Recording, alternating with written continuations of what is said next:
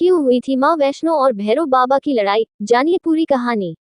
आप सभी जानते ही होंगे कि नवरात्रि का पर्व शुरू हो चुका है। ऐसे में मां भगवती के 9 रूपों की इन 9 दिनों में पूजा की जाती है और नवमी के दिन कन्याओं को घर बुलाकर भोजन खिलाया जाता है। कहते हैं कि मां शक्ति के एक नहीं बल्कि अनेक रूप है। ऐसे में मां वैष्णो देवी की बात करें तो वह वही मां है जिनके दर्शन के लिए लोग जम्मू जाते हैं। ऐसे में कहा जाता है कि मां ने नवरात्र के वक्त ही राक्षस का संहार कर अपने भक्तों के कष्ट खत्म किए थे और वैष्णो मंदिर की यह मान्यता भी है कि जब तक मां की इच्छा नहीं होती है तब तक भक्त वहां नहीं पहुंच पाते हैं और मां जिनको बुलाती है वो हर दुख के होते हुए भी वहां आसानी से जाते हैं। अब आज हम आपको बताते हैं कैसे बना वैष्णो मंदिर और क्यों होती है कन्या पूजन। कहानी कहते हैं हसाली नाम का एक गांव था जो कटरा के पास था। वहां मां वैष्णवी के परम भक्त श्रीधर रहते थे।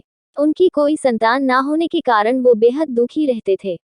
उन्होंने नवरात्रि पूजन के लिए कुंवारी कन्याओं को बुलवाया। मां श्रीधर की भक्ति को जानती थी इसलिए कन्याओं के बीच कन्या बनकर ही बैठ गई।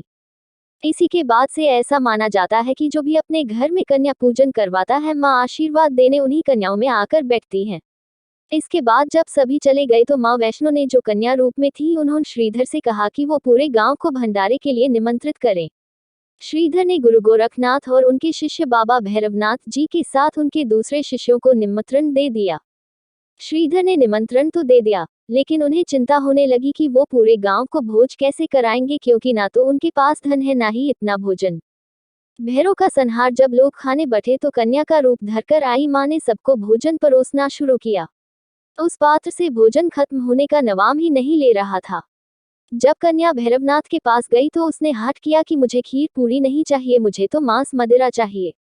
मां ने उसे समझाया कि ये ब्राह्मण का घर है और यहाँ ये सब नहीं मिलेगा।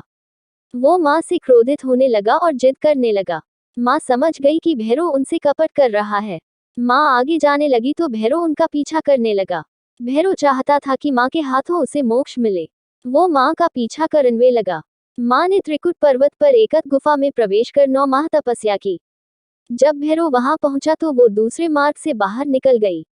इसी जगह को गर्भगृह कहते हैं। गुफा से बाहर निकलकर कन्या से उन्होंने देवी का रूप धारण कर लिया और भैरव को गुफा से जाने की चेतावनी दी।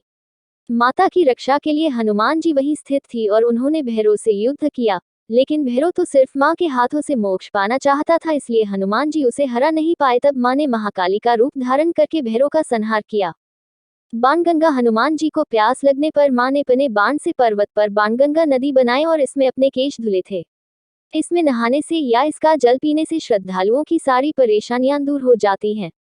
कहते हैं कि जिस जिस रास्ते से मां भैरव बाबा को पीछा करवा रही थी वही वैष्णो देवी का रास्ता बन गया।